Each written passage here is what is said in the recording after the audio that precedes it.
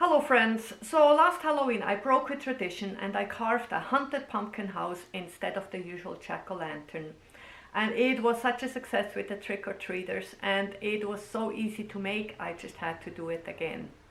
Here's a little picture of my creations from last year. So last year I made it really quick and I made it the day off and I just ran into the backyard. Well, I probably walked and picked up a few sticks and formed a little frame here. So this year I wanted to show you a little bit of a fancier version. Now I knew this is going to be September and no pumpkins around. So I anticipated that, so in the summer I went to the pantry and grabbed my biggest can and wrapped a few strings around, and then I went to the grocery store and asked for lots of plastic wraps because the pallets that come off the trucks are all wrapped in plastic, so they got lots and you can even return it again, they will recycle it. So I used a lot of the wrap and with the string I formed a pumpkin. Okay, and then once I was happy with the shape of my plastic pumpkin, I used paper strips and glue and just covered the whole thing very well, and then I let it dry outside in the sun.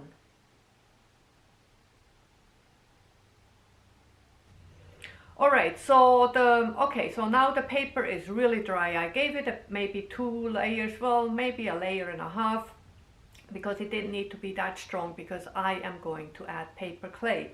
Now before doing that I want to mark my windows and doors because you don't want to cover that with the clay. Now covering it was very easy, actually surprisingly easy. All I did was roll out the clay and stuck it on, and it was very smooth, very easy to apply.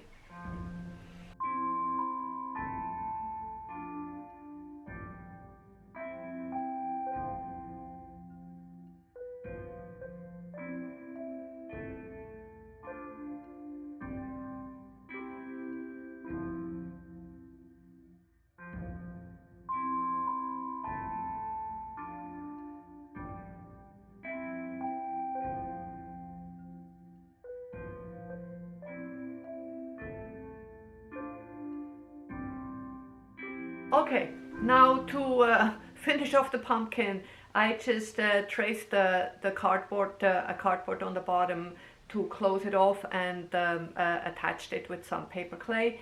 And then I made a stem, and I wanted to have some light in my pumpkin, so I just used my battery pack here and formed some aluminum foil over it to make some sort of believable stem.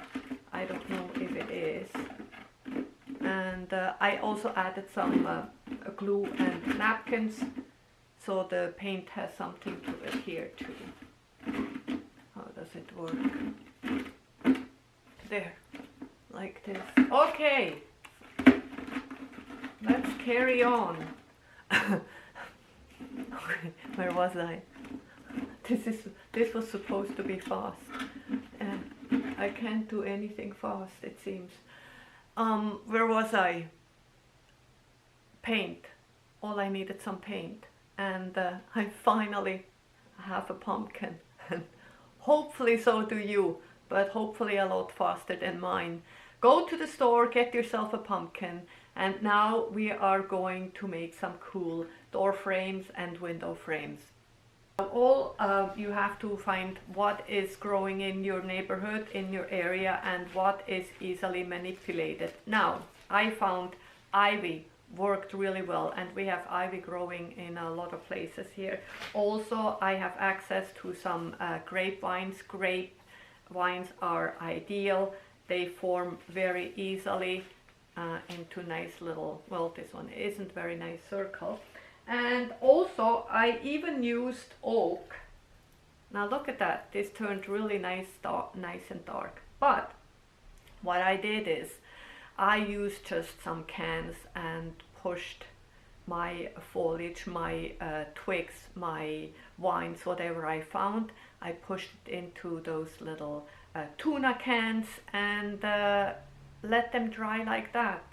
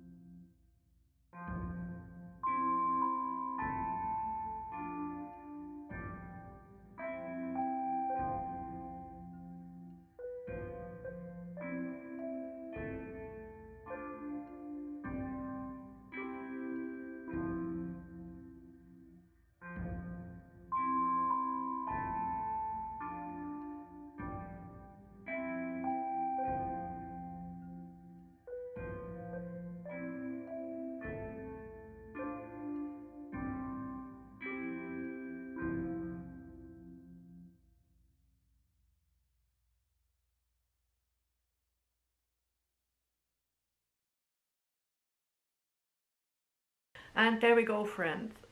Here is my haunted house. Is it too angry looking? I don't know. Anyways, this is how it stands right now. Tomorrow probably will be different. Now I also made a little one, so it won't be alone. And I of course have a lot of frames left. They were so easily done in that tin, and just add a little bit of wire or thread and you can add some decorations here. Oh my god, if anybody is still watching, thank you so much. You are the greatest. I appreciate you so much. This is Monica from Wicked Aviary, and this is just a kickoff for the Halloween season. Lots more to come. Let's go make some decorations for us now. Good night.